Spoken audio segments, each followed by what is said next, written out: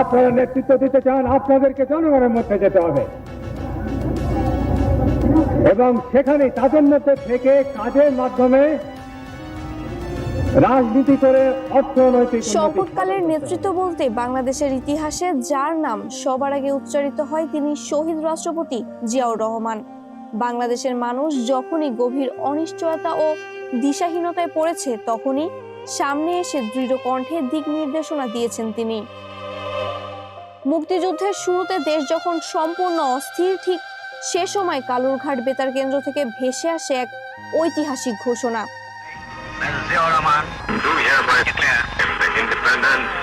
আমি মেজর জিয়া বলছি।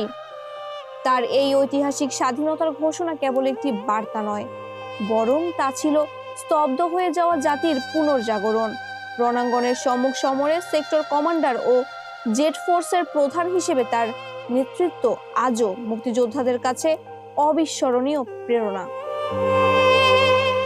1975 পরবর্তী উত্তাল সময়ে 7ই নভেম্বরের সিপাহী জনতার বিপ্লবের মাধ্যমে দেশ পরিচালনার দায়িত্ব নেন তিনি।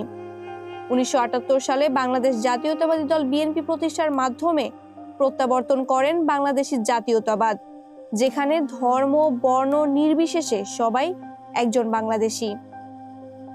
এই দর্শন নিয়ে তিনি গ্রাম থেকে গ্রামে হেঁটে সাধারণ মানুষের কথা শুনতেন, হাত মেলাতেন ঘাম ঝরানো মানুষের সাথে।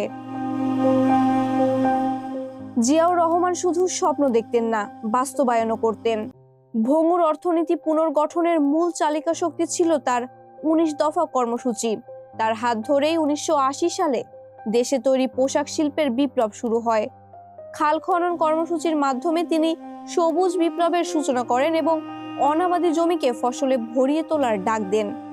শিশু কিশোরের মাঝে মেধা বিকাশের নতুন কুড়ি থেকে শুরু করে 21শে পদক ও স্বাধীনতা পুরস্কার প্রবর্তন, সংস্কৃতি অঙ্গনেও রেখে গেছেন অম্লান স্বাক্ষর।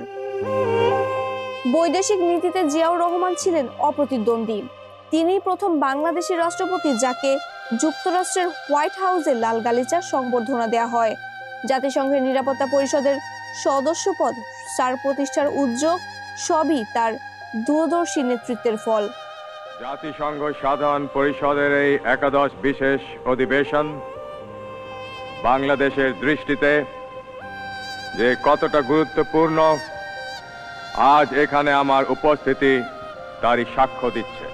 রাষ্ট্রের সর্বোচ্চ পদে থেকেও তার সততা ছিল কিংবদন্তি তুল্য। ইন্দিরা গান্ধীর দেয়া উপহারের ঘড়ি রাষ্ট্রীয় কোষাগারে জমা দেয়া কিংবা বেতনের একাংশ ত্রাণ তহবিলে দান করা, তার ব্যক্তিগত সততার এমন অসংখ্য উদাহরণ আজও মানুষের মুখে মুখে। নিজের সন্তানদের সাধারণ জীবনযাপনে অভ্যস্ত করা এই রাষ্ট্রনায়ক প্রমাণ করেছেন সততাই জাতির সবচেয়ে বড় শক্তি। দেশের লোকের অবস্থা যতদিন পরিবর্তন করে ততদিন আমিও নিজে অত বিলাসিতা পছন্দ করি না আর কি। আমার ছেলেদেরও কোনো সময় কোনো বেশি কাপড় চোপড় সে পছন্দ করতো না। আমরা সবসময় রেশনের চালই খাই। 1981 সালের 30শে মে বাংলাদেশের রাজনৈতিক ইতিহাসের সবচেয়ে কলঙ্কময় দিন। যে শহর থেকে স্বাধীনতার ঘোষণা দিয়েছিলেন সেই চট্টগ্রাম শহরের সার্কিট হাউসেই কতিপয় বিপদগামী সেনা সদস্যদের হাতে প্রাণ হারান জিয়াউর রহমান। মাহবুবা ইসলাম, মানবকণ্ঠ।